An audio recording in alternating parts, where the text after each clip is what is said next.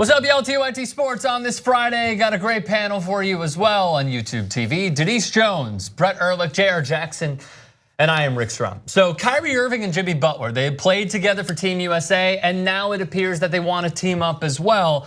And where that will be, who knows, but they are going to be free agents next year. Via Joe Cowley of the Sun-Times, a league source close to the sitch said that Kyrie Irving, Jimmy Butler, still trying to figure out a way to play together. The Celtics could try to acquire Jimmy Butler this summer, or the two former Team USA teammates could simply opt out of their player options after next season and join forces. Their intent is to build an elite backcourt, whether that's in Boston or somewhere else in the East. He goes on to say, last summer, a month before Irving told the Cavs' front office he was looking to get out of Cleveland with the Bulls on his wish list, which I did not know, by the way. He let Butler and several other former Team USA teammates know first.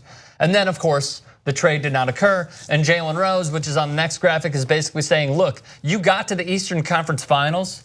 The one player that you could potentially let go of is Kyrie Irving. Yeah. Right? So with that being said, Jimmy Butler, Kyrie Irving. Buy, sell, not a good look. Buy, people are better together when they want to be together, when they plan to have this little fun time together, playing. I think it's a good thing. I do think the problem with this for me is I haven't seen that Celtics crew play together yet. Exactly. The one that when everyone at the end of the season they said they didn't even have Kyrie and Gordon Hayward. I didn't want to say it in front of you, but yeah, Gordon Hayward. We didn't even see them all play on the same court together. I kind of want to see it. Right. So do I. Right. I think the sky's the limit. You know what happened when they see it? What's happened? Well, I mean, actually, you know what? I could be wrong, but the normal thought process should be after Kyrie sees it and they go to the finals, then I'd be like, this is a good situation. But as we've already seen, Kyrie will leave a potentially winning situation if he's unhappy. Right. Obviously Cleveland. But I feel like maybe he could still be happy if they go to the finals. I mean, he didn't get to play the second half of the season, obviously. Totally.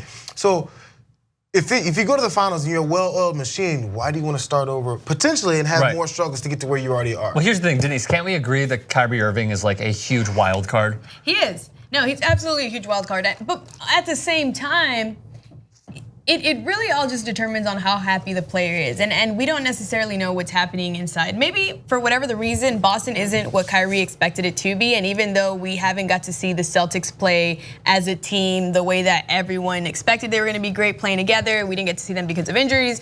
There could be something internal happening inside the Celtics franchise and maybe, just maybe he wants out. Maybe, like it would just be so surprising to give up on something that has so much promise and looks so good. Now the rumor is, well, trade for Jimmy Butler. I don't think they should do that. Trade for Kawhi Leonard. I don't think they should do that. From a Celtics perspective, of course. What's going on right now is the rumblings of Stephen A. Smith and many others are saying he's gonna opt out and Jimmy Butler wants out and they're gonna go to New York and put New York basketball on the map. By the way, Jayar Jackson, the known please God go to the Knicks fan on the panel. No, I just thought he would. You thought LeBron would though. Yeah. Right? Not the please go. That's the I know, but you always bring up the Knicks, right? Because he loves Madison Square Garden. I'm talking about the way he always talks about it so glowingly, not me. So it just seemed like he has this affinity for the place. I was like, that's all. It seems like it could be leaning to, but there was nothing there for him. Basketball would be better if the Knicks are a championship contender. I just think it's great when big cities. I don't know, man. This is pretty damn good. It's great, now. But I'm just saying, like, it's not going to make it worse if the Knicks are a contender, like a real actual contender. And I think they should be. And I think it's great to have New York have powerhouse teams. But I listen. The kind of problems that the Celtics would have, that Brad Stevens would have to like churn through right now if they keep what they've got and don't entertain this pipe dream of, and Kyrie doesn't entertain this pipe dream, is like, how do I make this team work with two amazing players added to the rotation? And no one's better equipped to do that than Brad Stevens. Here's the last point.